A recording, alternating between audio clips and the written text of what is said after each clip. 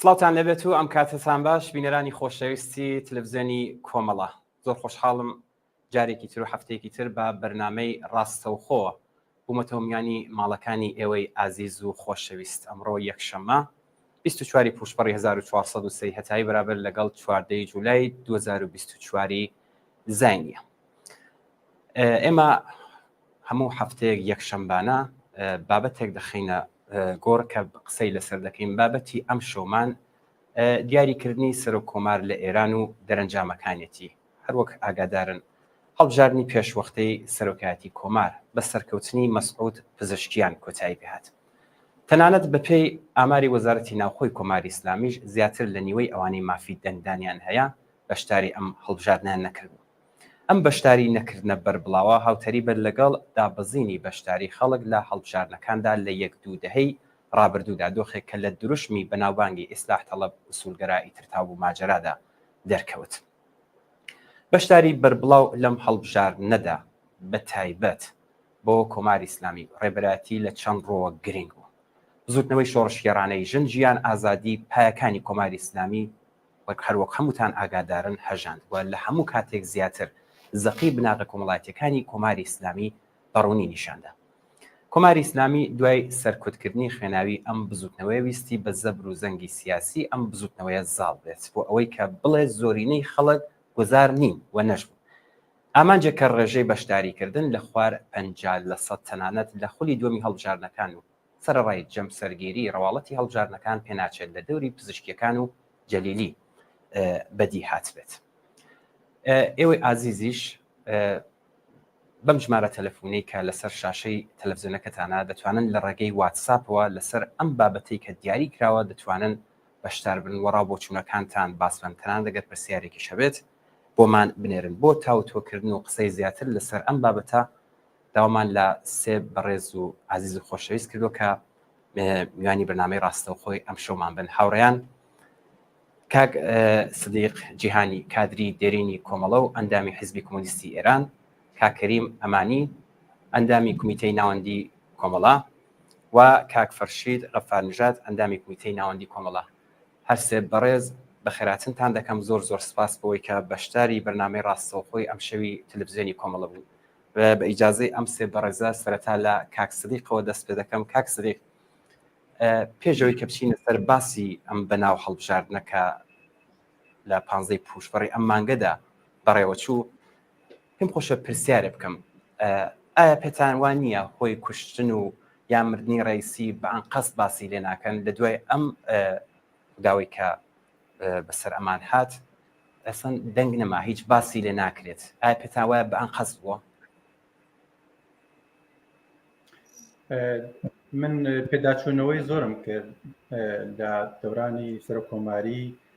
کە ڕئیسی بەڕێوەیە برد، سیاسەتی ناوخۆیی کە ئەو بەڕێوەیە برد، هەروە سیاسەتی دەرەوەی وڵاتی کۆماری ئیسلامی بەڕێوە برد، کێشەگەلێکی لە زەمینەگەلێکە بۆ وەلایەت فەقی دروست کردبوو، بێنابێن ئیسلاح دەکرد و بە تایبەتی لەگەڵ فەرماندەگەل سپا لە مەنتەقا ناکۆکی بوو و ئەمانە نیشاندەر ئەوە بوو کە بەرحاڵ ئەم ناکۆکیە هەر بە بەردەوام درێژێ پەیا کرد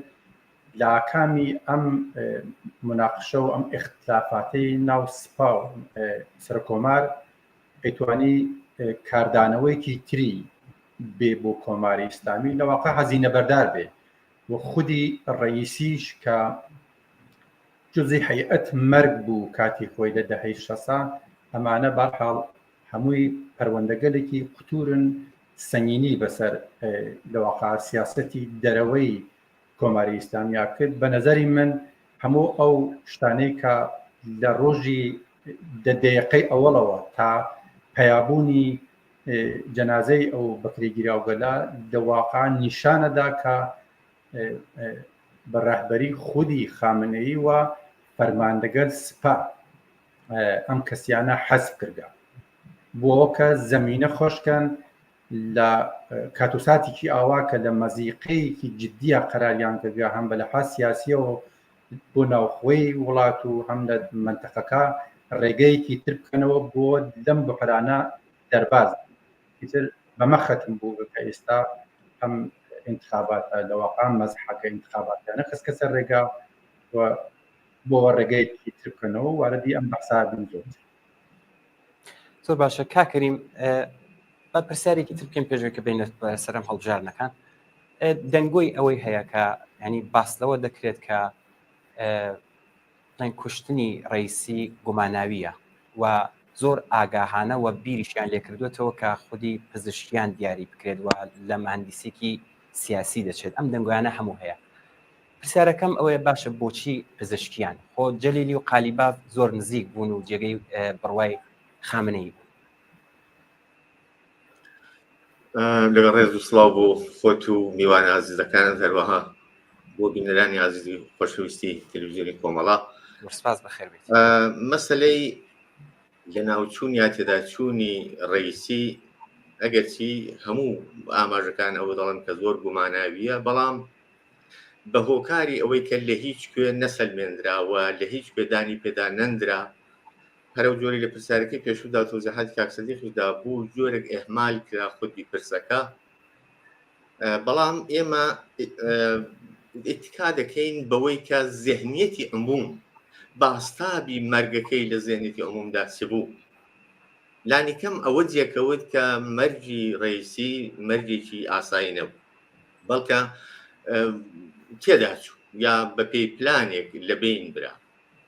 هۆکارەکانی لە بینچوونی کاک سەدیق هەندێکی ئاماژە پێکرد ڕاستە لەو چێرانەی کە هاتبوون دوای ئەوی مەرجی ڕئیسی کە لە انتخاباتیا بەناو هەڵبژاردننی پێشوەختەدا چەند چێرەیەک هاتنە ڕووەوەرە خۆیان کاندید کرد و کە ئیدکیان لەوانە چەند چێرەی چەمە قالیبا بۆ جەلیلی وانە گیانتوانی بەیستا مەقبولیەتی زیاتریان بێت لای ڕێبەری و بەیستا حتا دام و دەستگای کۆماری ئیسلامی بەعام لە کەناریشاندا کەسێکی وەکو پزیشکیان بوو ئەگەرچی بەر لە انتخابات ئەرزیابیەکان هەڵسەنگاندنەکان خوێندنەوەی زۆر لە کارناسان و لێکۆڵەران و خاوەنڕایان ئەوە بوو کە زۆر بەکەمی احتیمالی ئەواندا کە ڕئیس پزیشکیان بتوانێت دەنگ بێنێتەوە بەڵکە هەروەکو بۆ خۆی بووی چ بەسات تەنیا دەوری بێستا کۆکردنەوەی دەنگە بۆ سەر سنووخەکانی دەنگدا وەلی دەیتوانی واقعیەتێکی دیکەش بێت یعنی لەو سەرودەمەدا کە ڕئیسی تێدا دەچێەوە پێویستی پەیدا دەکا کە جێنشین بۆ ڕئیسی دابدرێت ئەو وەزعیەتە ئامە دەبیندرێکە کاک سەدیق ئاماژی بە بەشێکیان کرد واقعیت ئەوەیە کە کۆماری ئیسلامی بەر لە مەرجی ڕئیسیش و هەتا هاتووە لەگەڵ کۆمەڵێک قەیرانی زۆر قووت چ لە ناوخۆوە چ لە دەرەوەی وڵات بەرەوڕوو بووە ئەگەرچی بەزاهێر سەردەمی چەند بێستا 3 ساڵە یا کەمتر زیاتری دەورانی سەر و کۆماری ڕئیسی کەسێکی بە خامنەی زۆر تەحسینی دەکا هەر ئێستاش تەوسیە دەکا کە ئەو ڕێگای ئیدام بدرێت بەڵام لەناو کاکڵی خۆیدا لە واقعی خۆیدا سەردەمێکی بوحرانزا بوو لە زۆر بواردا بوحرانزا بوو ئەگەرچی لەباری ئارمانی و ئیدۆلۆژیەوە دەیتوانی جوابدەرەوەی ئەهداف و ئامانجەکانی وەلایەتی فەقیه خودی شخصی ڕەهبەری بێت بەڵام دەرەنجامەکانی بۆ عموم چ لە ناوخۆدا تەنەفورێکی زیاتری بێستا جەماوەر و کۆمەلگای ناوخۆی بەنسبەت ئەو ڕژیمە هەڵخران لەو دەورانەدا ڕوو بە دەرەوە چێهرەیەکی نامەقبولتری دا بەدەستەوە و کۆمەڵێک بێستا ئاڵنگاری و کێشەی بۆ کۆماری ئیسلامی دروست کرد کە بێستا یەکێک لە دەرەنجامەکانی ئەو شۆڕشی ژنجیان ئازادی دیارە خۆپۆن خواردووی ڕابردوویەکی دوور و درێژە ئەوەی کە هۆکار بوو بۆ بەڕێکەوتنی ئەو شۆڕشە بەڵام لە عینی حاڵدا چێهرەیەکی یا دەور و نەخش و ڕۆڵی کەسێکی وەکو ڕئیسی هیچ شتێکی لە ڕووی بەرنامەیەکی علمی واقعی عملیەوە نەبوو بەڵکە هەمووی دەستوری و ئارمانی و ئیدۆلۆژی پێیوا بوو کێشەکانی پێشدارە سەرەکرێت لە عینی حاڵدا بێستا ئەو کێشانەی زیاتر لە ناو خەڵکدا جێدەخست بۆیە کاتێک ئەوە گومانە زۆر بەهێز دەکات کە دەبوو لەو کاتەدا ئاڵوو گۆڕێک دروست بێت جوابێک بە ئەو ناکۆچی و دژمەیەکیانە بدرێتەوە و کۆماری ئیسلامیش بە پێی مێژوو سەلماندوویەتی کە بۆ بەقای خودی چوارچێوەی کۆماری ئیسلامی یا بێستا ئەو دەستگای ویلایەتی فەقیه بۆ هێشتنەوەی کۆماری ئیسلامی بە تەوری کولی حاضر بووە هەموو باجێک بدا لە هیچ شتێک دەستی نەپاراستووە تۆ ئەگەر بە سلسلە مەراتب تەواوی سەر کۆمارەکان بەغەیرە خامنەی بۆ ئەم لاوەچاوێک بکەی دانە بەدانەی سەر کۆمارەکان بۆ دەورەی دووەم حەزب کراون وەلا کراون خراونەتە بەرگومان و شەکاک و ئەوە بە ئەناوینی جۆرا و جۆر حەزبیان کردو یعنی هیچ چهرەیەکیان نەیانتوانیوە دواتر مەقبولیەتیان بوێت لای خودی خامنەی دەلیلی ئەوەش بووکە هیچ کامیان بە پێی پێویستیەکی واقعی و جوابدانە و بەنیازەکانی کۆمەلگا نەبووە بەڵکە هەر ئاڵوو گۆڕێک لە هەر سەدەمێکی ئینتخاباتی و هەڵبژاردندا گۆڕینی مۆرەکان بووە بە پێی مەسلحەت و بەرژەوەندی کۆماری ئیسلامی بۆەوەی کە بۆ مەقتەعێک تەمەنی کۆماری ئیسلامی درێژکاتەوە بە شێوەیەکی کاتی و مەقتەعی دەردێک لە دەردەکانی خۆی دەوا بکات و لە عین حاڵدا خۆ زۆر مەکارانە زێهنێتی خەڵکیش بە جۆرێک بەلارەدا بەرێ ئەوانەی کردەوە تەسیری نەبووە بۆیە لەو بینەدا یەکی وەک پزیشکی بدوای مەرجی ڕئیسی دەیتوانی کەسێکی گونجاوتر بێت کە سێ ئامان دەتوانێت پێچێت یەکێوەی کە خەڵکی بە کۆکردەوە بە دەوری دەنگدان ئەگەرچی بەڕاستی واژ نەبوو چون لە خودی ئەو هەڵبژاردنەدا ئەگەر قسەکانم تەوزاتەکەم دەکێشێ بەڵام لە خودی ئەو هەڵبژاردنەدا بە پێچەوانەی ڕسمی هەموو هەڵبژاردنەکانی پێشوو بەر لە هەموو شتێکە منعیان کرد تەنانە ڕەسانەکانی خودی ڕەژیمیش بۆیان نەبوو فیلمبەرداری لە سەفی بێستا دەنگدەران بکەن ئەوە یەکێک بوو لەو زەمینانەی کە دەیانتوانی بە نیشانەدانی سەحنەکان دواتر ئەنجامەکە هەر شوێنە ڕابگەێنن خۆ دەبوو بە نظریشی واقعی دەبوو قبول بکرێ و بسەلمێنرێ بەڵام هەمان کاتدا خۆ ڕئیسی پزیشکیان لەگەڵ ئەوەی کە ئەو کارەی کرد لە لای شەوە ڕوو بە دنیای دەرەوە ڕوو بە وڵاتانی ئوروپایی و ئەمریکاش پەیامێکە بۆ ئەوەی کە دەبێت چێشەکانی لەگەڵ ئەمریکا ئەوانەش بە جۆرێک چارەسەر بکات چون ناتوانێت چێشمە چێشاروە ئیدامە بدا ئەوەش بە ئێستا چێرێکی مەقبولتر و ئەوڕۆییترە ڕوو بە دەرەوە و لە عینی حاڵیشدا ئەگەر لە داهاتووشدا سەرکەوتوو نەبوو لەم پرۆسەیەدا کازە و کوزەکە زۆر بەراحەتر لە سەریدا دەشکێوە دەتوانن زۆر ئاسانتر لە چێرەکانی دیکە تەنانەت حەز بوو زۆر باشە کاک فەرشید کاکەریم ئاماژی بە خاڵێکی زۆر زۆر گرنگدا نیش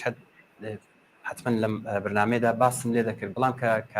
کەریم ئاماژی پێدا پێم باشە لە درێژەی قسەکانی ئەودا پرسم هەروە کاکەریم ئاماژی پێدا لە ینی ئەگەر لە هاتنە سەرکاری کۆماری ئیسلامیەوە ئێمە چاوی لێ بکەین بە درێژایی تەمەنی تەنیا فقط خودی خامنەی نەبێت دەنا لە پێش ئەو لە دوای ئەویش ئەوەی کە بۆتە سەرۆ کۆمار بە جۆرێک یا حەزب کراوە یا حەبس کراوە یا کوژراوە پرسیاریم بە پرسیارەکە لێرەوە بەبا لە درێژەی قسەکانی کاکەریم بێت باشە بۆچی پزیشکیان یەکێک لە هۆکارەکانی کە کاکەریمی ژاماژەی پێدا دیارە ئەو هەیەجانێکدا بە خودی ئەم ئینتخاباتە و کۆکردنەوەی دەنگ لە خەڵک بەڵام بۆشی نەچوە پێش داهاتووم ئەو حکوومەتە چۆن دەبێت ئایا پێتاوان نییە ئەمەش بە جۆرێک حەزب بکرێت یا جۆرێک دواتر حەبس بکرێت یا ناوی خائین یا جاسوسی دەبێنرێت پێشەکی سڵاو ڕێزم هەیە کات ئەمیرگیانم بۆ جەنابەت وە بۆ هەموو هاوکاران و سڵاو ڕێزم هەیە بۆ هەمووانی ئەم بەرنامەیە حقیقەتەن ئەگەر گەرەکمان بێ باسی ئەوە بچینە سەرەوە بۆچی پزیشکیان ئەبێ کورتە باسێ بکەین جمهوری ئیسلامی لەم کات و ساتا لە چە وەزعێکە ئەگەر بە کورتی من بە تیتر باسی بکە ئێمە زانین یەک جمهوری ئیسلامی لە باری اقتصادیەوە لە خراپترین وەزعی ممکنە هەیەین بوو یانێ چی یانێ ڕۆژ بە ڕۆژ خەڵکی ئێران بە مەزێقەی اقتصادی بێکاری گرانی نرخی تەوەڕوم بە حەدێ زۆرە کە بەیانی تەک ئەمڕۆ فەرقەکان بەرحاڵ مەبەستم ئەوەیە نەچمە زۆر کێشینێرم ئەزمەیەکی گەورەی اقتصادی لە ئێرانە وجودی هەیە کە ڕۆژ بە ڕۆژ ئەمە زیاترە بێت دووەم ئێران ئەمڕۆ لە ئنزوای سیاسیکی وەسیع چە لە منتەقە و چە لە عەرزەی جیهانیە قەراری گرتووە. یعنی چی؟ یعنی جمهوری ئیسلامی ئەگەر تا دوێ کە مەقبولیەتێکی زۆری لە دنیا بوو دوای جنبشی ژیان ئازادی لە واقعە ئەتوانین بێژین ئەمە هۆکارێک بوو ئەم جوڵانەوە دەستکەوتێکی بوو کە لە ئەنزاری عمومی لە دنیا ئەو نەیتر منزەوی کردەوە. سێ جمهوری ئیسلامی لە تەواوی توولی ژیانی خۆیان هەوڵی داوە کە بتوانێت هێزە نیابەتیەکانی لە منتەقە و لە دەوروبەرە هەموو تەقویەت بکات و بیکاتە ئەهرۆمفشارێک لە معادڵات و مبادڵات نێودەوڵەتیە لە دنیا. ئیستە ئێبینین ئایا واقعاً مۆفەق بوو توانی بیکە نەیتوانێت. ئەمڕۆ شاهدینی تر ئەو هێزە نیابەتیانە کە ملیاردها ملیارد پارەی بۆ سەرف کردووە ئیستا لە چه وەزعێک و حاڵێکە هەن. و چوارمی لە هەمووی مهمتر بمت پێم وایە لە ناڕزایەتیکی عمومی وا لە ئێرانە هەیە کە ئێمە هەم لە جنبشی ژیان ئازادیە ئەومان بینی و هەم دواتریش ئیمڕۆ اعترازاتی مطالباتی طبقاتی ڕۆژانە لە ئێرانە موجودە و ئەمە خەتەرێکی گەورەیە بۆ ئەوەی کە جمهوری ئیسلامی ترسی هەیە کە تێکەڵکێشی ئەمانە بێ بە ڕوخانی ڕژیم کردا هاتووە حتمما ئەبێت، بەڵام بۆ بەرگیری ئەمە چی ئەکات؟ جمهوری ئیسلامی بەڕئیسی تاقیکردنەوەیکی کرد. تاقیکردنەوەکە ئەوە بوو کە ویستی ئایا یەکدەستکردنەوەی حاکمیەت و بربەستکردنی بوچکردنەوەی حاکمیەت ئەتوانێت بە شعاری چی؟ بە شعاری سەرکوتی شەدید و تند بەرامبەر بە خەڵک بتوانێت ئەو حکوومەتە بپارێزێت. بەڵام زۆری نەبرد کە پێگەیشت کە ئەو سیاسەتە نەیتوانی، نەتەنها نەیتوانی بەڵکە خێزشهایەکی گەورەی اجتماعی لێبووەوە. بۆیە کە باسی گوماناویکردنەکەین لەسەر ئەوەی کە ڕئیسی تیاچووە، ئەگەرم فاکتۆرانە بینە دەمیەک تحمڵی ئەویانە نەکرد کە ڕئیسی 2 ساڵ تریش بمێنێتەوە و ئەم وەزعە لە ئێرانە خراپتر ئەوێت لەباری هەم لەباری مبارزات بە تایبەت جنبشی داخلی کە وجودی هەیە و ڕۆژانە خۆی نوێنێت و لە ئەوجی خۆیان لە جنبشی ژینە خۆی نیشاندات و لەباری اقتصادیەوە هەر بەو جۆرە و لەباری پەیوەندی تەک وڵاتانی دنیا و ئەوانەی کە باسم کرد هەموو ئەمانە پستیان هێنا. بۆیە گوماناویە کە زۆر بە ئاسانی گەرێکیان بوو لای بێ بۆ پزیشکیان. خۆ ڕاستە ئیسلاحگەرایان خۆیان سەردەمێ ئیمتحانی خۆیانیان داوە زانیان، بەڵام هیچ وەخت جمهوری ئیسلامی سەری ئیسلاح تەڵەبانی لە ناو سیاسەتە کۆتا نەکرد، بەڵکە هەمیشە دایم وەکو ئەهرمێک بۆ ئەوەی کە لە کاتی خۆیان ئیستفادەیان لێ بکات. ئێمە شاهد ئیستا لە تەواوی منازرەکانە ئێمە شاهد بووین کە وەختێ بەحسە کردێت ئەگەر تەوەجۆ بکەن خود ئیسلاح تەڵەبان من وازانمە مەسعودی پزیشکیان تێکەڵکێشێکە لە بینی ئوسوڵگەرا و ئیسلاح تەڵەب. ئەم تێکەڵکێشیە لەکوێ ناخوێنوێنێ وەختی تێ قسە ئەکات سیاسەتی اقتصادی ئەڵێت ئەمە ئەبێت دەرگای بکەینەوە بۆ ئەوەی کە لەگەڵ دنیای غەربە و ئەمە کۆمەکەکە تەحریمەکان کەمەوە بێت، کەمبوونی تەحریمەکان ئەتوانێت اقتصاد گەشەدارتر بکات. وەلێ لە هەمان کاتە ئەوەیش ئەڵێت ئەبێ گوێچکە بین بە جەنابی ڕەهبەری و بەیتی ڕەهبەری و خامنەیی کە ئێمە ئەبێ لە چوارچێوەی ئەوە بگەڕین. بۆیە ئێستا ئەوان بە تەبلیغاتێکە کە ئێمە دیمان کاک ئەمیریان، ئێمە لە جنبشی ژیان ئازادیە ملەتهای جۆرە مختلفی ئێران لە بەلوچ و لە تورک و لە کورد و لە هەموو ئەمانە دەوری ئەسلیان هەبوو لەو جنبشە. پزیشکیان یان هاور بە کوردی قساکە بە تورکیش قساکە خۆی بە کورد دەزانێ خۆی بە تورک دەزانێ بە لیباس کوردیەوە چیتە کوردستان و بە چەپەی هینەوە ئەچێ بۆ بەلوچستان و هەموو ئەمانە لە جەهەت چییە؟ لە جەهەت ئەوەیە ئەو تەوەهوما کە جەنابەتی ئیشارەت پێکرد لە 96 و 98 تا ئیتر نەما ئەوێ زیینگی کاتە لە قاڵە بێ پزیشکیانە لە واقع ئەتوانین بێژین زۆر بە ئاشکرا هێنانە سەرکاری ئەم ئیسلاح تەڵەبانە بە نەوعێک ئەترافە بە شکستی سیاسەتهای تاکنونیان وە بۆ ئەوەی کە بتوانن بەر بەمە بگرنەوە زیاتر بە نظر من پزیشکیانیان هاورد لەسەر بەڵام لەسەر ئەوەی سە بەحس ناکەم بەحسێترم کە بۆچی ناتوانێت وە کێشەکان لەکوێ هەست و ناتوانێت جمهوری ئیسلامی ڕزگار بکات حتمما دووارە مەسەری ببوورم تکایە کاک سدیق بە هەر لە درێژەی قسەکانی کاک کەریم و کاک فەرشید بڕۆینەوە پێش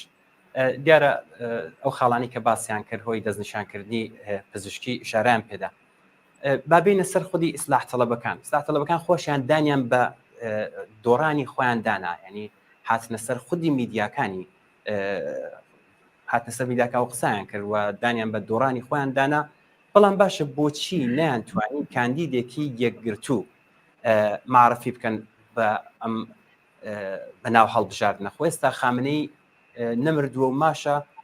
کێشەکان هەر قوڵ و قوڵتریش دەبێتەوە هۆی ئەوەی کە ئاوا دۆڕاندیان و نانتوانی کاندیدێکی یەکگرتوو معرفی بکەن چی بوو جاری پێشوو لە بیریم چوو ئەرزی سڵاو بنێرم بۆ ئێوە و گشت ئەو عزیزانەی کە دەنگی من دەدیستنەوە گویان لێمێ زۆر سپاس دەکەم کامیلگیان زۆر سپاس کامیلگیان من حەزەکەمم بەر لەوە جوابی پرسیارەکەت بدەمەوە بە چەند نوقتە مربوطە بە خامنەیی و مصباحی یەزدی ئەم باسە درێژە پێ بدەم خامنەی لە یەکی لە کلیپەکانی حتمما نەیوێش گوێتان لێ بووە خامنەی ئەڵێ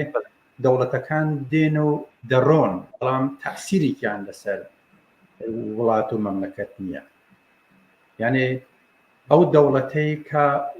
بە بڕیاری بیتی ڕاهبەری نەسوورێ لەواقع یا بربەسی بۆ دادەنێ یا سەری حکوومەتەکە دەبڕێ یعنی وەکو سەر کۆمارەکەی لابە ئای مصباحی یەزدی هەر ئەم نگەرشەی لە جێگەی کە هەم نووسیگە هەم بە دەنگ باس لەسەرەوە کە ئەڵێ انتخابات لە وڵاتێکی ئیسلامیە وەکو ئێران شتێکی هیچ و پوچە بێمەعنیە ئەڵێ بیت ڕاهبەری نوێنەری خوددایە لەسەرم ئەرزە ئەو بیت ڕاهبەریە لەگەڵ خوددا مکالەماکەوە بڕیار نهاییەدا کە ئێمە چۆن بژین چۆن نەژین بەنابەرین ئەم 46 ساڵەی کە حکوومەتی کۆماری ئیسلامی پایگرتووە تاکۆنە ئێستا هاتکە مەجموعەی انتخاباتی بەڕێوە بردە لە ناوم انتخابگەلەی کە کردوویەتی بەشێکیان ئیسلاح تەڵەبەکان بووگن بە قۆڵ معروف و بەشێکیان ئوسوڵگەراکان بەڵام هەموو ئەمانە کۆماری ئیسلامی بووگن تعدادێکیان کە بووگن بە ئیسلاح تەڵەب لە واقع قەیرانە سیاسی اقتصادی کۆمەڵایەتەکەی دەروون ئێران دەبینن و سیاسەتەکانی کۆماری ئیسلامی کە ناتوانێت جوابگووی بێت و لە لایەکی ترەوە کلێنێک دەبینن لە جامعەی بین الملەلیە کە دووچاری قەیرانێکی دوو بەرابەرتر بوونەسەوە و ناتوانن جوابم قەیرانگە لە بدەنەوە وەختێک ئیسلاح تەڵەبەکان هاتنە ناو گۆڕەپانی سیاسەتی ئێران ترس ئەوەیان لێنیشت کە کۆماری ئیسلامی کەوتوتە سەرۆخواری کەوتوتە سەرۆژێری هەرگە لە بێنەچێ قسەی کە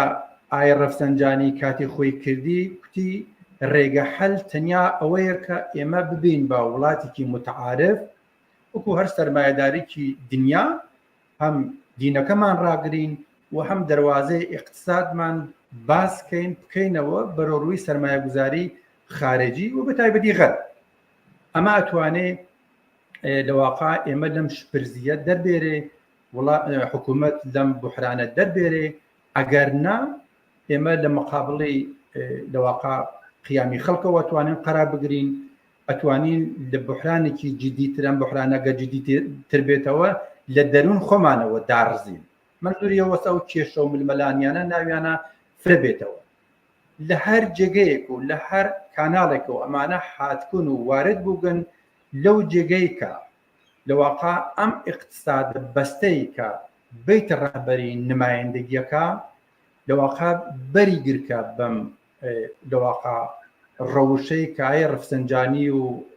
خاتەمی و ئەم لەواقع ئیسلاح تەڵبگە لە نوێنەرایەتیانە کرد ئەم پێ وایە ئەمەیە ئەتوانێت لەواقع ئیقتصادی ئێران بەحاڵ گەورە کاتەوە تەقویەت کاوە لە ڕاستای ئەو ئیقتصادە دەوڵەتیە کە حاکمیت دەستی بەسەریا هەیە لە منتەقەیشە هێز کۆکاتەوە بۆ خۆیەوانە بەپێی ئەم سیاسەتە ئەمانە توانیان لەواقع جەریانگەلی لە یەمەن لە سووریە لە عێراق لە وڵاتانە بەهێزکەن پڕچەکەن لەواقع ئەگەر ئەم سیاسەتە بە جۆرێ لە دەستی خاتەمیۆ بووایە لەواقع سپای قودس بەشێک گەورە لە سپای پاسدانان لێرە کەلەلی تێکرد نێتوانی ئەم لەواقع ئەم شاخانە بۆ خۆی ئەو نە بەهێزکات و ئەوانە لێرە ئەم کێشە و ململانیە لەواقع لەسەر دووچتە یەکی ئەوەکە خامنەی تەرەفدار سیاسەتێکی بەستە ئیقتصادێکی بەستەیە لە داخل ئێرانە و ئیسلاح تەڵەبەکان خوازیار ئەو بوون بەڵام مەیدانێکە کراوە بۆ ئیسلاح تەڵەبەکان لە جامعەی ئێرانە کرێکاران بێکارتر بوون فەقر و فەلاکەت فراوانتر بووەوە و لە ناو دەرونی ئیسلاح تەڵەبەکانە وەختی بینیان کە ئەم قسەگە لە ئەیکەن تەنیا شعارە وشایشێک لە جامعە دروست نابێ بە شعار ناکرێ هەوادارەکانشیان لێ دارزە مردم عبوری کرد لەمانە ئەگەر خەڵکلێک کە تەوەهمیان بوو بە ئیسلاح تەڵەبەکان لەواقع ئەمانە ئێستا یانێ وەنە فەرماندەیەکی بێسەرباز لە جامعەی ئێرانە هەم لەلایەن حاکمیەتەوە بێدەستکراون بە جۆرێ و هەم ڕێزەکانی خوارەوەی جامعە احتیمادێکی پیان نیە بەنابەرین نوێنەردانی بوو کێ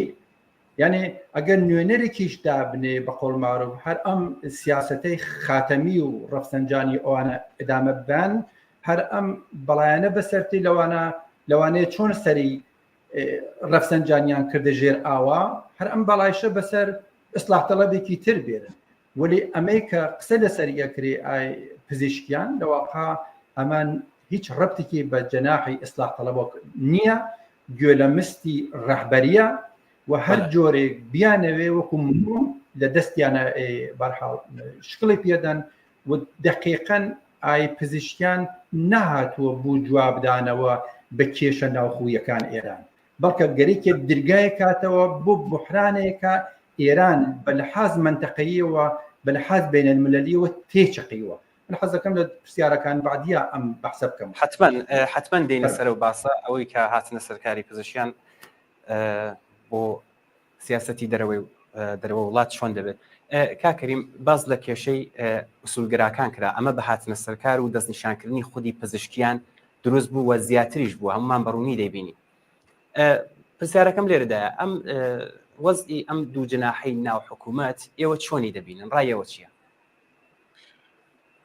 زانی ئوسولگەرا و ینی خودی ئەگەر هەر لە پزیشکیانەوە باس بکەین کاکسەدیق گەیشتوانەکەم دروست ئاماژەی پێکرد کە نیمە ئوسولگەرا نیمە ئیسلاح خوازە و ئەڵبەتە لە ڕوانگەی منەوە پێم وایە زیاتر ئوسولگەرایە بەڕاستی بەڵێ تەنیا جۆرێک لافی ئیسلاح خوازی لێ دەدا و ئەوەش بۆ خۆی تەرفەند و تاکتیکێک بوو کە بەکارهێنا ئەگەینا دوایین بێستا مقالەیەکە لە دوای انتخاببوونی دانووسیوێتی لە یەکێک لە ڕۆژنامە ئینگلیسی زمانەکانی ڕسمی ئێراندا بڵاو بووتەوە دیارە ئەو مقالەیە پەیامێکە ڕوو بە دنیای دەرەوە بە تایبەت وڵاتانی غەرب و ئەمریکا و لە عین لەگەڵ ئەوەدا کە هەڵوێز دەگرێت مەوزع دەگرێتەوە تاکید دەکاتەوە لەسەر پابندبوون بە قەراردادەکانی لەگەڵ چین و دۆستایەتی پەرپێدان لەگەڵ رووسیە و پابندبوون بەو دۆستایەتی و هاوپەیمانیانە بڕگلەی بازەندەش لە وڵاتانی ئەوروپای دەکا کە کاتی بەرجام پابند نەبوون بە زۆر بەڵێنی خوان و لە عینی حاڵیدا ئاماژەیەکی ڕاستەوخۆ بە ئەمریکاش دەکات کە تۆمەتبارێکا بۆی کە کاتی خۆی بەرجامیان دەڕاند و ئەوان ئەتباری وان نییەکە باوەڕیان پێ بکرێ و بەڵام خۆ بە خشکە پەیامێکە ینی پەیامەکە ینی ئەم مەوزوعە ئێستا زۆر حاد دەوت بۆی هەیەکە بێتەوە بەرباس و قسەی لەسەر بکرێت ئەمە منظورمەوەکە لە هەمووشیدا تاکید دەکاتەوە کە پەیڕەوی ڕێنمونەکانی خامنەییە بەڵێ بەو معنیە ئەزانی خامنەیی هەتا ئێستاشی لەگەڵ بێ ئەوەی کە بۆی گرنگ نەبێ شتێکە بەناوی حکومداریی واقعی وەکو هەموو دنیای نۆرمال یعنی خزمەتگوزاری بە خەڵک خۆشبەختکردنی خەڵک ئاسایشی وڵات ئەمنیەتی بەئیستا تەواوەتی وڵات یا بەژەوەندی گشتی وڵات هەرچی ئەوانە لە ئەولەوێت دانین بۆ ئەو بۆ خامنەی ئێستاش هەر وەکو لە سەرەتادا خومینی بەئیستا سنووری ئینقلاب بۆ ئەو ئەولەوێت بوو بۆ دەرەوەی وڵات وەکو ئارمانێک خامنەیش ئێستا ئەو ئارمانگەراییەی تێدا بەهێزە ئەوەی کە بۆ ئەو گرنگ بوو هەتا ئەم ئاخرانەش یعنی هەتا هێنانی ڕئیسیش وەجار لەگەڵدار بە تەسکردنەوەی بازنەی بەرتەسکی قودرەت یا ئەو بێتا هەستەی سەختی قودرەت کە ڕئیسی کردە بێستا سەرۆکی جێبەجێکارەکەی هەدەفی ئەوە بوو کە ئەو یەک دەستکردنەوە و ئەو بێستا هێژمونی سنووری ئینقلاب بەرت بۆ دەرەوە بەکاربێن و بەرەو پێشبان بەڵام خۆ تەنیا ئەوە نەیدەتوانی زامنی بەقاومانەوەی بێت هەستی کرد هەتا بێستا خۆی یەک دەستر دەکاتەوە هەتا ئارمانگەراتر دەبێت و زەختر دەبێتەوە ئەو بێستا باری ئیدۆلۆژی و ئارمانگەراییەی لە عینی حاڵدا نەفرەت و بێزاری خەڵک زیاتر لە دژی هەڵدەخڕێت نەک هەر لە ناوەی ئێران بەڵکو لە دنیای دەرەوەشدا دەکەوێتە بەرنفرەت ئێستا باوی ئەوە نەماوە باوی ئەو ئارمانگەرایی و ئیدۆلۆژی و سنووری ئینقلابی ئیسلامیوانە چون لە عینی حاڵدا تۆ لە وڵاتێکدا ئەوانە بەئیستا دەسەڵاتیان بەدەستەکە 85 میلیۆن دانیشتووی هەیە ئەم 85 میلیۆنە هەر لەو ئینتخاباتە دەرکەوە کە زیاتر لە 60% جیلێکن کە دنیایشی دیکەیان ئەوڕۆ دەوێت داخوازی و ویست و متالبەگەری زۆر جیاوازتر لە جیلی پێشویان هەیە ئەوانە ژیانیان دەوێت ئەوانە بە هیچ ئاین و مەسەب و دینێک ئێستایتر پابەند نین بۆ ئەوان ژیان مهمە بۆیە جوابدانەوە بەوان دەبوو زەرورەتێک بوو ئەگەنی دابێتە کۆڵەکەی ئەو بێستا دەمو دەستگای کە لەسەری هەڵچنیوە و ئەو بەسەری بە ئارمانگەرایی خۆی بەرە پێشبێت دەکەوێتە لەرزەوە هەروەکو کەوتوشە دە لەرزە ئەم بێستا سناریۆ ئاخرێ و دەگا بە پزیشکیان بۆ ئەوەی ینی بۆ وەڵامدانەوە بەوەیەکە تێگەیوە ئەوە جۆرێک ئەسەن گۆڕینی استراتێژە لە واقعدا من دەتوانم ئەوە بڵێم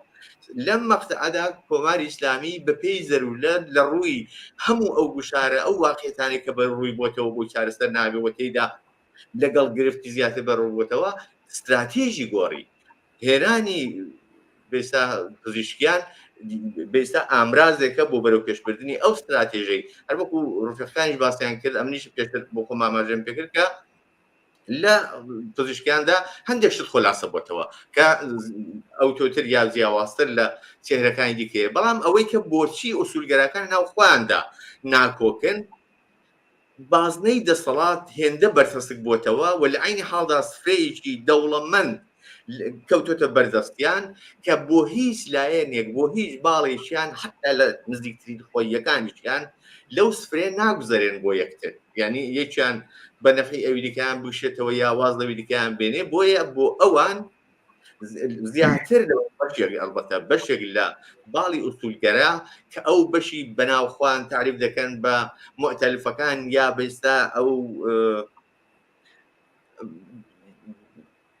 پایداری یعنی لە دەرەوەی پایدارین زیاتر ئەمەلگەران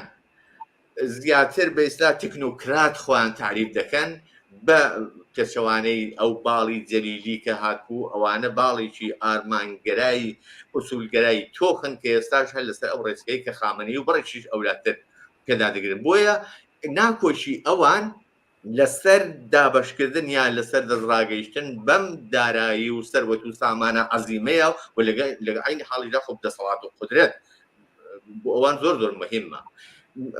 یەک شتی دیکە من بە تەوری کولی ئەوە بڵێم خودی ئەو هەڵبژاردنە ئەگەرچی کۆمەڵێک ئەهداف ڕەنگە بۆ خامنەی و دار و دەستەکەی بپێشیە بەڵام لە خۆی لە خۆیدا چەندین تەناقوڵیشی دروست کرد خودی ئیسلاخوازەکان بوون بە دوو باڵەوە ناکۆچیان بەشیشان ئەسڵ بەشداری انتخاباتیان نەکرد ئەو بەشەی دیکە کە بەشداری انتخاباتیان کردووە بە جۆرێک لەوەی کە پێشتری ئیان دەکرد پاشگەز بوونەتەوە و لە عینی حاڵیشدا لە ناو خودی وسولگەرەکانیدا هەر وەکو ئاماژەوان پێکرد ناکۆچی قوڵ کەوتوتەوە بە من پێم وایە ئەو تەناقوزانە چ دووباڵی ناو ئوسولگەراکان وچە بێستا ئەو جیاوازەیەکە لە بین و ڕفۆرم خوازاندا دروست بوو لەم هەڵبژاردنەداوە بە کاندیدکردن و هاتە سەرکاری پزیشکیان لە داهاتوودا شێشەکانی ڕەجیم نەک چارەسەر ناکا بەڵکو دەیبا بە ئاراسەیەکی زۆر ئەو کەوتردا کە دەکرێت باسی زیاتر لەسەر زۆر باشە کاک فەرشید دیاریکردنی خودی پزیشکیان و هاتنە سەرکاری ینی هەموو شتەکان ئەومان پێ نیشان دەدات کە دیارە بە نیشاندانی چراسەوزی خودی خامنەئی بە جۆرێک لە جۆرەکان دەوێت سازش بکات لەگەڵ ئەمریکا و وڵاتانی ئوروپایی دیارە من نوعێک پاشەکشەیە لە ڕژیم ئایا پێتان وایە پاشەکشەیە یا پلانێکە بۆ فریودانی دەرەوە و خۆڵ لە چاوکردنی خەڵک لە ناوەوە بلەوە بچمەنە ئەوە بە یەک شت بڵم ئەوەی کە ئێمە زانین لە 2 زیاتر شاید ڕژیمی ئێران ڕووی کردە شەرق و ڕەوابەتی لەگەڵ شەرق و بە تایبەت رووسیا و چین زۆر تەوتر کردەوە و پێی وابوو ئەمە ئەبێ بە پشتوانەیەکی باش لە مقابڵ ئەوەی کە پاڵبا بە غەربەوە بەڵام ئێمە بینیمانی تر ئێستا لە حاڵ حازرا ئەگەر سیاسەتی چین بەرامبەر بە ئێران ڕەچاوکەیت ئێبینین کە چین ڕاستە قەراردادێکی 25 ساڵەی لەگەڵ ئێران بەستووە بە کەمترین نرخ نەوتەکڕێ لە ئێران بەڵام دەبیرمان نەچێت چین هیچ وەختێ ئەو متحدانەی خۆی قەوی کە بەتایبەت خەلیج و غەرب تووڕە ناکا بەرامبەر بەخۆی لە بەرخاتر ئێران هەر ئەوەی کە من چەند ڕۆژی لەمە بەرەم خوێندەوە قەرارداد اقتصادیەکەی 990 ملیۆنە بەڵام لە مقابڵە لەگەڵ سعودیا 22 میلیاردە چین لەگەڵ قەتەرە 15-16 میلیاردە لە ساڵ یانێ منزور مۆسا بزانە دەرچە ئەوە لایکی و لایکی تریشی رووسیا دوای ئەوەی کە ئێران پشتیبانی کە لە رووسیا لە جەنگی ئۆکرایناوە پێوا بوو رووسیا هێمە شایدین رووسیا لەگەڵ ئیسرائیلە هێزەکانی ئێرانی لە سووریە دەرەکەن و دەریانیان کرد هەر خودە رووسیا لە نەتیجە ئەوەی کە ئەمڕۆ لە انتخاباتە ئێمە بینیمان یەکچت زۆر وازەح پرسیارەکەوەیە هەموو کەس ئەتانێ ئەو پرسیارە زۆر بە ئاسانی جواباتەوە زەریف دەوری چی بوو زەریف مهرەی کە لە مقابڵ غەربەوە مقدارێک بینی هەیە ئەعتبار و وەچێ هەیە بە چە دلیل بە دلیلی ئەوەی کە ئەم ئینسانە لە دەورانێکە وەزیری خارجە بوو لە دەوڵەتی ڕۆحانی توانی ئەو شتەی کە غەرب ئێوێز بە بەرجام بەدی بێنێ بۆیان ڕازی بوو هەم ئەوان ڕازی بوون غەرب و ئەمڕۆ لە انتخاباتە ئێمە بینین کە گەورەترین نەخش زەریف هەیبوو و تەواوی بەحسەکان لە منازرەکانە هەموو خاڵەکانە چوە سەر ئەوە کە ئێمە ئەبێ درگا بکەینەوە ئێمە ئەبێ بڕۆین لەگەڵ غەرب ئێمە ئەبێ سیاست خۆمان بگۆڕین لە بەرامبەر بە غەرب بۆ ئەوەی کە ئەقتصادمان گەشە پێبین ئەبێ لە تحریمەکان کەمە بکەینەوە و گەورەترین نەخش لەم هینا زەریف بووی جا بۆیە ئەگەر بەحسەکان تەوجه بکەن کەمترین بەحسایەک پزیشکیان هاتە سەر مەسائلی داخلی لەو شوێنە کە بەحسی مەسائلی داخلیەکات ئیشارەیەکە کات زۆر جالبە بە نظر من ئەمە ئەبێ بێ بە ئولگو ئەم قسە ئێژی دێ باشە خۆ مخالف عەدام نییە ئەڵێ عەدامیش بکەین بەڵام قەیناکە قەبرەکانیان نیشانی باوکو دایکیان بین یعنی مهم نییە عەدامەکان هەر بمێنێت سەرکوبەکان هەر بمێنێت وەلی وەختی عەدامیانەکەن ئیتر بە شاراوەیی نەیان شارینەوە بەڵکە بە باوکو دایکیان بێژی عەداماکە یعنی مەبەستم لە سیاسە داخلیە یا تێتە سەر مەسەلەی حجاب و گەشتی ئرشاد و ئەم بەزم و بەساتەی کە پایەی جمهوری ئیسلامی هێنا لەرزە لە جنبشی ژین ئازادیە خۆ لە مقابل ئەوە باسێکی ڕۆشنی و باسێکی دیاری بەرعەلێ ئەوە نییە. تەواوی هێران من پێم وان نییە، من پێم وایە خامنەیی گەیشتووە بەوەکە ئەبێ بتوانێت لە سیاسەتهای خارجی خۆیان خشکا و زۆر نە بە ئاشکرا بەڵکە بە پرۆسەیەکی زەمانی بتوانێت سیاسەتهای خارجی خۆی کە جاران پەرچەمی ئەمریکایان داخست لەبەر دانشگاکان و فلان و ئەبێ بەسەریا بچووی ئەو سیاسەتە ئەبێ خشکە لە بینی بووان و بە نظر من هەڵبژاردننی ئوسوڵگایەکان و من پێم وایە لە داهاتووی ئەمە پزیشکیان یەکی لەو مهرەگەرەسا کە کەسهای وەکو زەریف مجری ئەسڵی سیاستهای خارجین و زەریف قەتعەن ئەبێ بە ڕئیسی شەورای سیاستهای خارجی لە ئێرانە و ئەم هەدەفەی وە خامنەئی دایناوە لەم ڕاستاوە بە نظر من ئەوە نییە بێژی کڵاو بنە سەر خەڵک بەڵکە کڵاو بنە سەر غەرب. بۆچی هەردوێنە نمایەندەی سازمانە ملل ڕەحمان ناوەکەم لە بیرۆ ڕەحمان بەرحاڵ وەختی گزارش ئەداد لە مورد نەقسە حقوق بەشەر لە ئێرانە گزارشتێک کە ئێژێ جمهوری ئیسلامی حاضر نییە دەیان جاروتومانە ئێمە بازدی لێ بکەین فقط لە ئێران ئەڵێ ئیجازەمان پێ نادەن. بەڵام ئەمەی کە گەرەکیانە بیکەن یانێ بازکردنەوەی دەرگای تەکغەربە بۆ مناسباتی اقتصادی زۆر بۆ ئاسانیشە نییە. ئێمە شایدی نەزانین تورکیە بۆ نەبوو بە ئازای ئەوروپای واحد بەس نە لەسەر اقتصاد بەڵکە لەسەر سیاستهایەک بوو کە ئەوروپا پێوا بوو لە دموکراسی لە وڵاتەکە ئەو جۆرەوە غەرب ئەیاوێت مەسەڵەن تورکیە ناتوانێت. جا بۆیە نەتیجەکەی ئەبێ بەوەکە ڕاستە ئەمانگەرێکیانە ئەوە بکەن بەڵام ناتوانن لە زەمینەی ئەو فشار و زەخت و دیکتاتوری و کوشت و ئەعدام و ئەوانە وەک خۆی بمێنێتەوە بەڵام بتوان لەگەڵ غەربە مناسباتی اقتصادیان بکەنە گڵوبڵبڵ بۆ معناکە زۆر بە ئاسانی لێ تێپەڕ بن. بەو دەلیلەیە کە من پێم وایە پزیشکیان نەتەنها ناتوانێت بە دلیل ئەوەکە لە ئێرانە ڕاستە قانون ئەساسی وجودی هەست بەڵام لەسەر قانون ئەساسی وڵایەت فەقیه و شخصی خامنەیی ئەتوانێ پا بەسەر هەموویا بنێ و هیچ کام لە ئۆرگانهایەک چه انتخابی چه انتسابی ناتوانن بە هیچ جۆرێ لەسەر لەبان قسەی خامنەیە و قسە بکرێت لە نەتیجە خامنەیە ئەتوان بڕێتەوە ئەگەرچە ئەم هەموو جەنجاڵیانە خستگا بتوانن تەوەهومێک بۆ وجود بێرن لە مردمە گۆیە ئیسلاحاتی قەرارە لە جامعەی ئێرانە بکرێت بەڵام هیچ کام لەو منازرەگەرە نەیتوان نیشان بات کام ئیسلاحات. حقوقی ئیمڕۆ ئێمە شایەدی نیتر حقوقی کرێکارێک چەندین بەرابەرجێ لە خەتە فەقرە و ملیۆنەها بێکار وجودیان هەست و فشارهای اقتصادی ڕۆژانە بازاڕی بورس و تەڵاو هەموو ئەمانە گشتی کێشەیە بەڵام خودە ئەمانەی کە ئەمڕۆ نمایەندەکەیان پزیشکیانە تێتە سەرکار فقط قسەکەیان ئەوەسا کە ئێمە ئەمان ئەوێت وەزی اقتصادی ئێران باش بکەین ئەگەر وەزی اقتصادی ئێران گەرەکمانە باش بکەین ئەبێ تحریمەکان کەم بکەینەوە کەمکردنەوەی تحریمەکان فقط مستلزم ئەوەسە کە بتوانین تەک غەربە میانەیەکی باشترمان بێت ئەمە ناتوانێت و تەک ئەسڵی وڵایەتی فەقیه و جمهوری ئیسلامی وەکو کە باسم کرد پایەهای ئەسڵی بەسەر بە قەول خۆیان حەجاب و نازانم کوشت و کوشتار و ئەحکام و ئەمانە بەنا ناتوانن ئەمای بکەن ئەمە تۆگەر بکەن. زۆر باشە کاک سدیق دیارە لە قسەکانی هەرسێ بەڕێزیشتاندا باس لەم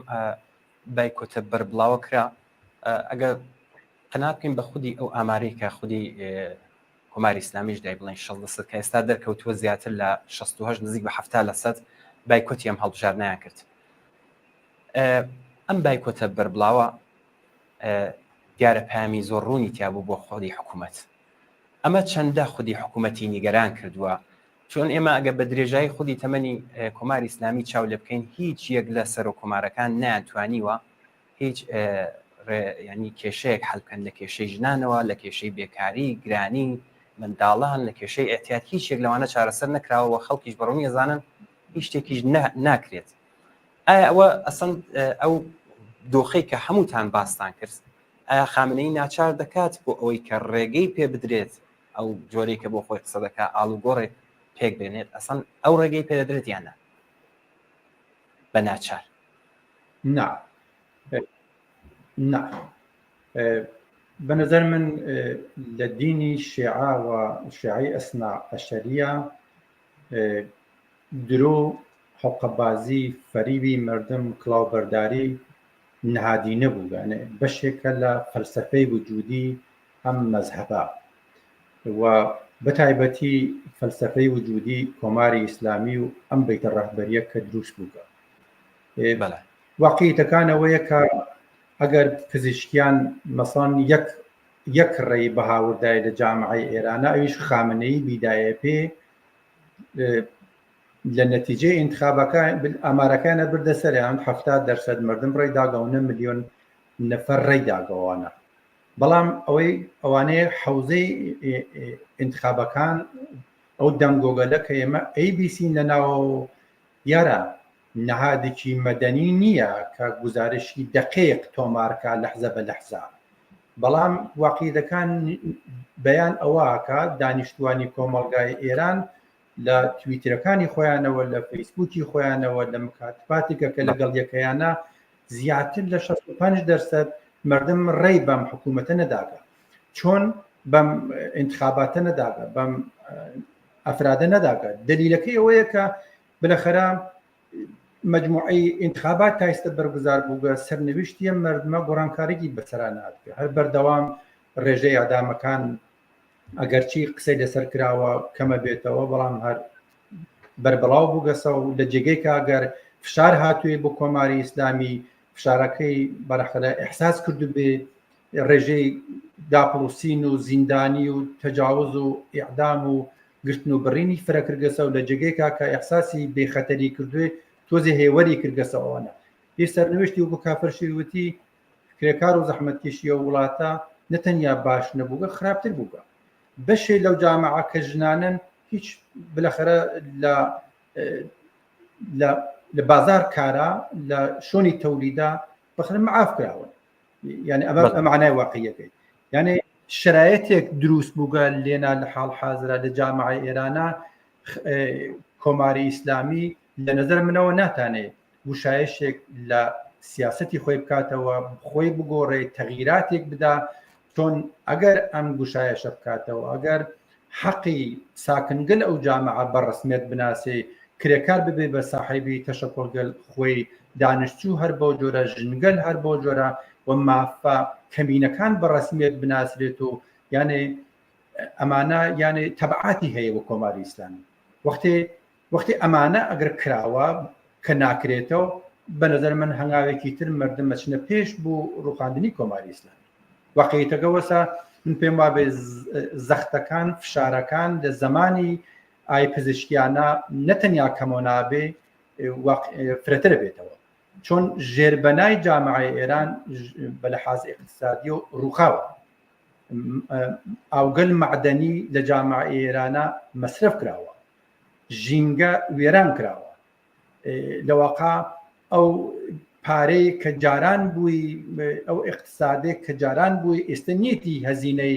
حەشتە شعبی و هێزەکانی تری لە منتەقا بداتەوە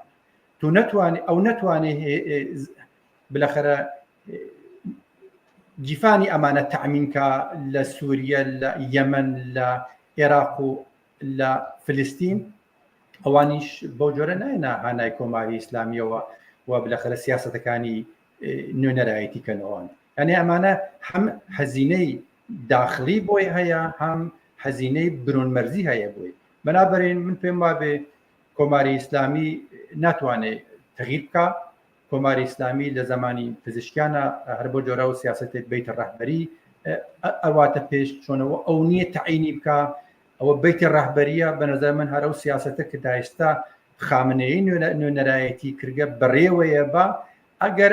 گەرێکیشی بێ گوشایشەی لەگەڵ غەربەوە کاتەوە ئەمەش تەبعاتی هەیە بۆ کۆماری ئیسلامی وانە غەرب هەرونەکە پزیشکیان هاتو وتی من هاینە خزمەتانە و فەرمۆن بە لەواقع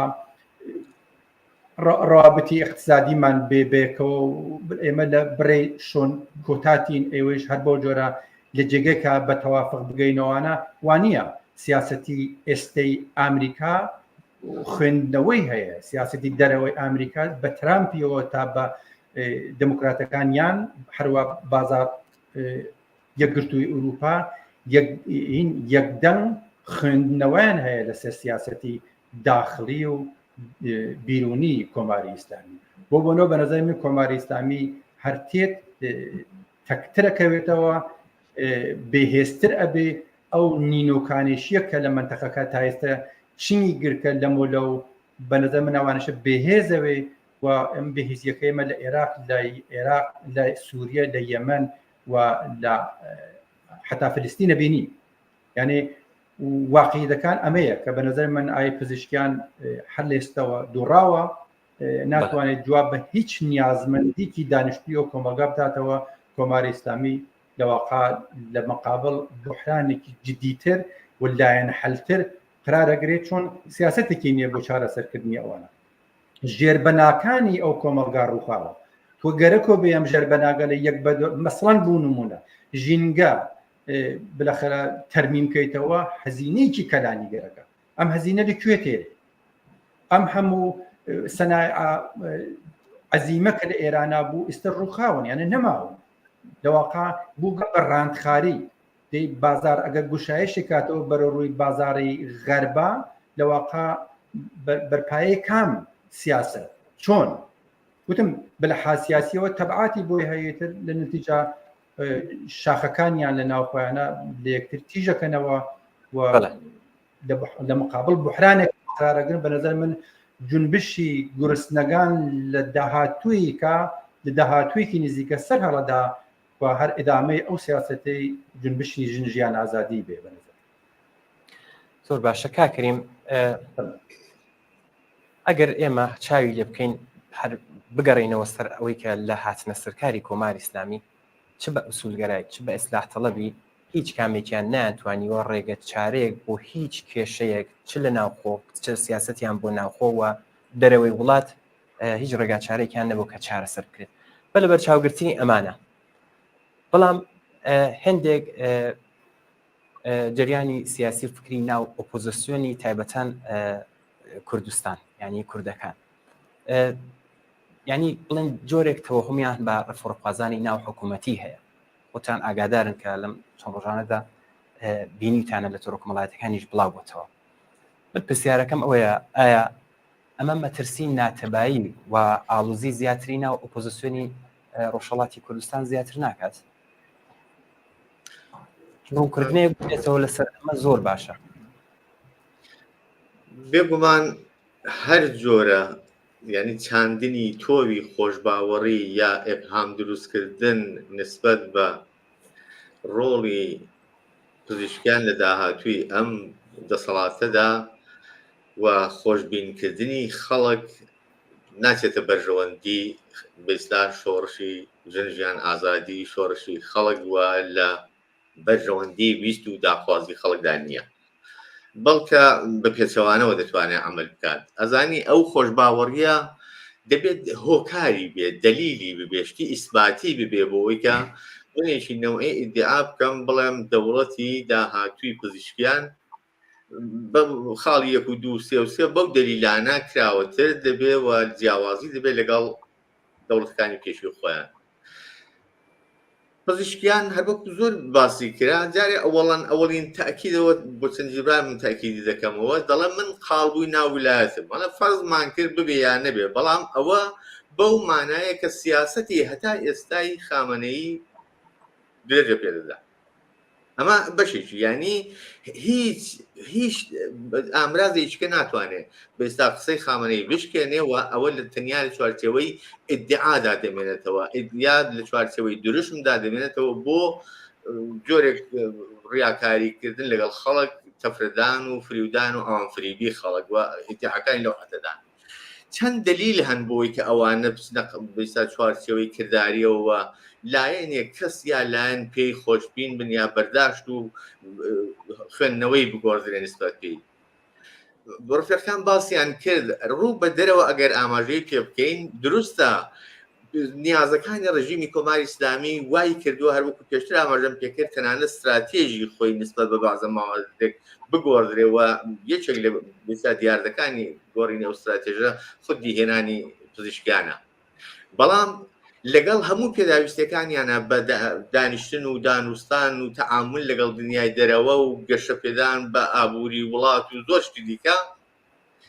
دەبێ ئەو واقعیەتەش ببینین کە ئەوە نیازی ڕژیمە بەڵام لە عالەمی واقعدا لە عالەمی کردداریدا چەندە عملی دەبێت عملی نابێت بە چەند دلیل یەکی ئەوەی کە ئەگەر نەڕۆین بە زۆر بە قوڵایی بێستا ڕابردوودا تەنیا لە شۆڕشی ژەنجیان ئازادیەوە ئێمە چاو لێ بکەین هێزێک کە هاتوۆتە سەر شەقام هێزێک کە شۆڕشی ژەنجیانی بەرەو پێش برد تەوازنی هێزی لە ناو کۆمەلگادا گۆڕی بە قازانجی خەڵک ڕژیمی لاواز کرد چەند هێندەی دیکە نسبەت بە ڕابردوو بۆ دواتریش هەر لە بێستا خۆناغێکی دیکە ئەو شۆڕشەدا لە ئەم ئینتخاباتی ئاخریدا وەختێک دەڵێن 6 بۆ زیاتریش دەرسەدی خەڵک ڕێی نەداوە بوو بەشێکی لەوانەی کە تەنانە ڕێیان داوە ڕێیدراوە بە پزیشکیان لە زیهنی خۆیاندا ئەگەرچی لەگەڵ خۆش باوەڕێکی جۆرێک بەرەو ڕووە بەڵام دەچێتە ئەو چوارچەوەی انتقاد و نەی بە ئوسولگەراکان بەس دەمێنێتەوە دەرسەدێکی کەم بۆ ئەو بێستا هەستەی سەختی دەسەڵات یا ئەو بازنەی بەرتەسکی دەسەڵات ئەوە کاتێک ئەوانە ئامرازن ئەوانە وەزنەن وەسیدەن بۆ سات و سەودا لە دەرێ ئەگەر ڕژیم پێشتر قدرەتی بوو بە ئیدعای دەکرد خەڵکی لە پشتە لە ئینتخاباتەکانی خەڵک بەجای دەکرد 60-70% و زیاتریش تەنانەت ئاماری بوو ئەوەی دەکرد بە ئامرازی معاملە بەڵام ئەوڕۆ نە لە دەرەوەدا لە وڵاتەکانی کە بەئێستا هێزە نیابەتەکانی هەیە ئەو جۆرەی کە وەکو ڕابردوو هەیە پێگەی ماوە و تەنانەت ئەو ئەتبارشی لە ناو هێزانە نەماوە نە لە ناو خۆدا ئەو بێستا ئەتبارە جەماوەری ماوە و کەوتۆتە بەر نفرەتی عموم و خودی شۆڕشی ژینا تەسیرێکی نەکرد لە ناو خۆی ئێران دنیایی دانا ئەوەی موقعیەتی ڕژیمی لە لای وڵاتانی دەرەوە بە تایبەت ئەمریکا لاواز کردووە ینی ئەگەر بە ناچاریش بچێتە پای مێزی گفتوگۆ و دانوستان و سات و سەودا لەسەر باشترکردنی وەزاکە و گەیشتن بە ئاکامێک دەبێت بازی زیاتر بدات ڕژیم چونکە ڕژیم وەکو جارانی نییە منداڵم لە پێگەیکی لاواستە لە جارانەوە لەگەڵ وڵاتانی دەرەوەدا دەبێت دابنیشێ خەڵک وڵاتانی دەرەوەش ئەوە دەزانن پس هەر ئیمتیازدانێک بە وڵاتانی دەرێ بۆ گەیشتن بە خاڵێکی بەئێستا تەوافقی بەو ئەندازەیەش لە ناوەوە زەمینە بۆ گەشەی ناڕزایەتیەکان فراهەم دەکات بۆی کە تەوازنی هێز بە قازانجی خەڵک زیاتر دەگۆڕێ احتیمال بە نەفسێکی زیاتر دەدا بە خەڵک بۆی کە بەرەنگاری ڕژیمەوە چون ئەم جەماعەتە یا ئەو جەماوەری کە باسیەکەین لەم ڕژیمە گوزەراون هەموو ئەوانە وەختێک لە گۆڕێدان واقعیەکن ینی هەموو فاکتن خۆ ئیدعانین ئەگەر کەس یا لایەنێک لەو زەمینەیەدا معتەقد بێکە بێستا پزیشکیان دەتوانێت ئەو ئیدعانەی کە کردی اتفاقاً هیچ بەرنامەیەکی نەدا ئەو تەنیا لە ئاستی شعاردا دەردەکانی خەڵکی دەژمار وەکو ئێمە ئێستا چۆن باسیەکەین خەڵک هەژارە بێکارە ژن ئەزیەت دەکرێت فڵان دەکرێت فیسار یعنی ئەوانەی دەیزانی دەردی خەڵک چییە دەیکوت بەڵام خۆ نەیدەکۆ ڕێگاچارم بۆ هەیە ئەو دەیکوت اقتصادەکەمان فڵانە ئەوەیە و دەبێت لەگەڵ دنیای دەرەوە بەڵام خۆنی دەکوت من بەرنامەیەکی جیاوازترم هەیە ئەو دەیکوت بەرنامەمان هەیە لە مەجلیسی ئاخری مەجلیسی ڕئیسی ئەو بەرنامەیە داڕێژراوە ئێمە دەبێت بەرەو پێشی بین پێشتر بەرەو پێشیان نەبردووە یعنی مەنزوورمەوەی هیچ شتێکی نوێتر جیاوازتر لەوانەی پێشووی نەکتووە بەڵکو تەواوی دەچێت قەڵبی ئەوان فریبیەوە و هەر لایەنێکی سیاسی ئۆپۆزیسیۆن لەو مەقتەعەدا ئەو تۆبی خۆشباوەڕێ بڵاو بکاتەوە یا بۆ خۆی بەواقع بڕوا بەم بێستا تەرفەند و فریبکاریانە بکات ئەگەر نەڵێن زۆر ساویلکانە یا زۆر سادە لەو هانەیە لانی کەم دەچێتە چوارچێوەی خلافی بەرژەوەندی خەڵکەوە خۆڵکردنە چاوی خەڵکەوە بەپێچەوانەی ڕەوتی بە ئێستا شۆڕشی خەڵک دەتوانێتەوە بەرەو پێش بچێتوە سەنگەندازی لە بەرابەر ئەو شۆڕشەدا لە عینی حاڵدا بڕوانەبوون بە هێزی خەڵکەوە پشت لە هێزی خەڵکردن و لە گۆڕانکاری. زۆر باشە کاک فەرشید ئەگەر ئێمە لە سەرهەڵدانی بڵین شۆڕشیژی ناوە بزوتنەوەیەکی عەزیمێکی وەکو ژنجیان ئازادی ئەگەر بمانەوێت ئێمە چاوخشانێک بکەین و لێکدانەوەیکی لەسەر لێ بدەین ئۆپۆزیسیۆنی ئێرانی دەورێکی زۆر کەم و کزی بووە ینی وانیشان دەدات کە هەم دووچاری ئاڵۆزی و ناتەبایی بوو ئەمە بەشێکی ئەمە بەشێکشیەکە بینە سەر بەرەی چەپ و ئازادی خوازەکان ئەو جۆرەی کە دەبێت وە پێویستە ئەوەندە یەکگرتوونی یعنی ئەگە بڵین ئێستا بەرەی ڕاست بەهێزتر بووە ئەخلاقیش نییە بەڵام دەبێت چی بکرێت بۆ ئەوەی کە بەرەی چەپ بتوانێ میدیایەکی گەورە و بە نەفوزی هەبێت و ئەم یەکگرتوویە لە بەرەی چەپ و ئازادی خواست پێک بێت. من کاک ئەمیجان پێم خۆشە یەک کورتێک ئەوە بەمەوە بە بزوتنەوەی کوردستان کورتی ئەگەر باسی بکەم هەموو ئەزانین لە ئوردیبەهشتی 1358ەوە کە هەڵبژێردراکرا بۆ ئەرێ یان نەبوو جمهوری ئیسلامی زۆربەی خەڵکی کوردستان وتیان نا و لەو ڕۆژەوە تا ئەمڕۆ کە ئێمە بەیەکە قساکەین کوردستان نەتەنها سەرکوت کراوە بەڵکە بە معنای وەسیعی کەلیمەکەی کوردستان بووەتە وڵاتێک کە لێنا حکوومەتی نظامی هەمیشە بووە و پا بە پای ئەم حکوومەتە نظامیە و ملیتاریزەیەکە لە کوردستانە وجودی بووە بزوتنەوەی شۆڕژگەڕانەی خەڵکی کورد وێستانی نەبووە. بۆچی؟ ئەمە لاپەڕەهای مێژووی تاریخی هەیە هەموو ئەو ئەحساباتە ئەگەر سەیری لێ بکەین هەمووی ئەو ئەحساباتە عمومیانە کە خەڵکی کوردستان بەرامبەر بە هەڵبژاردنەکانی جمهوری ئیسلامی یا بەرامبەر بە ئەعدامەکانی کە لە کوردستان کردووە خەڵک مانیان گرتووە دوکان و بازاڕ و شوێنی کار و هەمویان داخستووە چە بگەی بەوەی کە لە کوردستانە ئێمە شاهدی ئەوەین کە هیچ کاتێک بزوتنەوەی چەپ و کرێکاری لە کوردستانە دانیشتنی بۆ نەبووە. نمونەی ئەوەڵی ماهمەیەکانی کوردستان سەرتۆپە و لاپەڕە درۆشاوەکانە لە مێژووی چەپە لە ئێرانە کە لە کوردستانە بووە زیندانی بووە ئەشکەنجەی بووە هەموو ئەمانیە بووە. هەمووی ئەمە بەو معنە ئەتوانم بێژم ئەگەر هێزێکی سیاسی ئەمڕۆ لە کوردستان بیەوێت ئەو تەواهمە دروست بکات کە گویا شەخصێک هاتووە بێ بە ڕێی جمهور ئەیەوێت لە کوردستانە ئیسلاحات یا دموکراسی بە ئیسلاح مەرزێنێ ژیان و بژێوی خەڵک باشتر بکات یا فلان یا فیسار یا هەر کام لەو پاساوانەوە ئێکەن بە نەزەر من خەریکە شکستی سیاسی خۆی گارانتیەکات. بۆچی؟ بۆ ئەوەی کە من باسم کرد لە جمهوری ئیسلامی لە ئوردیبەهشتی 58ەوە هەتا ئیستا نیشانی داوە ماهیەت خۆی لە کوردستانە. هیچ خاکێک لە کوردستانە بستە خاکێک نابینی ئەعدام کراوی تیا ئەسپەردە نەکرابێت هیچ خانەوادێک نابینی داغدار نەبووێت هیچ تایفە ئایلێک نابینی لە کوردستانە کە جمهوری ئیسلامی زیندان و شکنجە و ئەوانیان بەخۆی بە مناڵیان بە کەس و کاریان نەکردبێت. قسەکردن لە ئیسلاحاتی جمهوری ئیسلامی یا تەوەهم دروستکردن هەر تەشکیلات و ڕێکخراوێت و هەر فەردێک بە نەزەر من قەبری سیاسی خۆیەکەنێت. چونکی کوردستان تێگەیشتون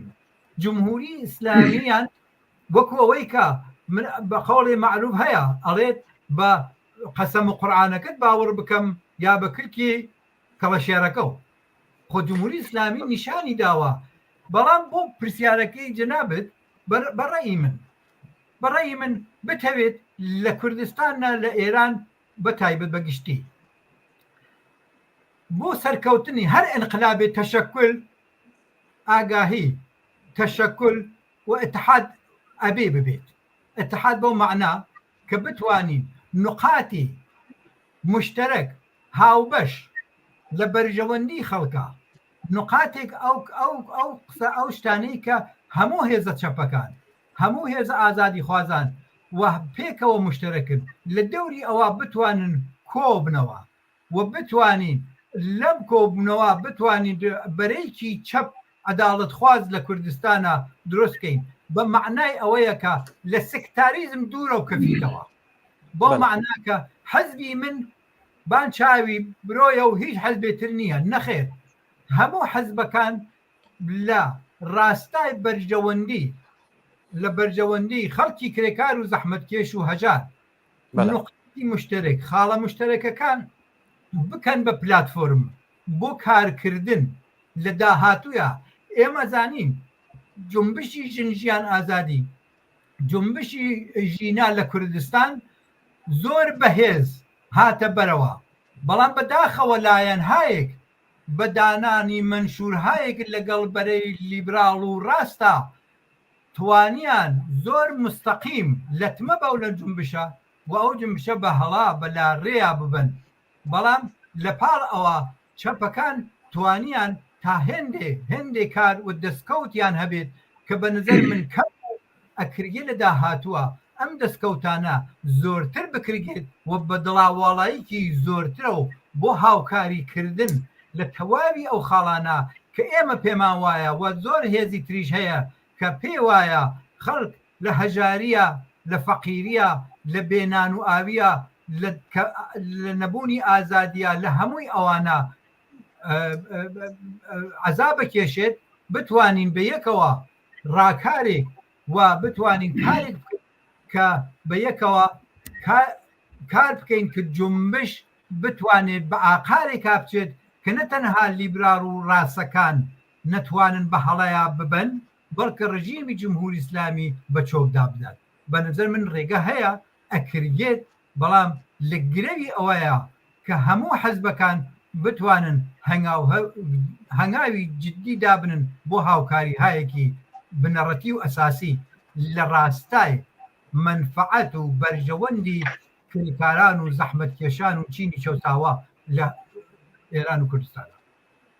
بەڵێ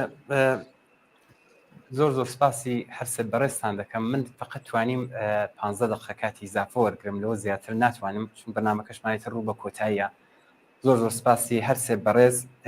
کاک سدیق جیهانی کادری دێرینی کۆمەڵە و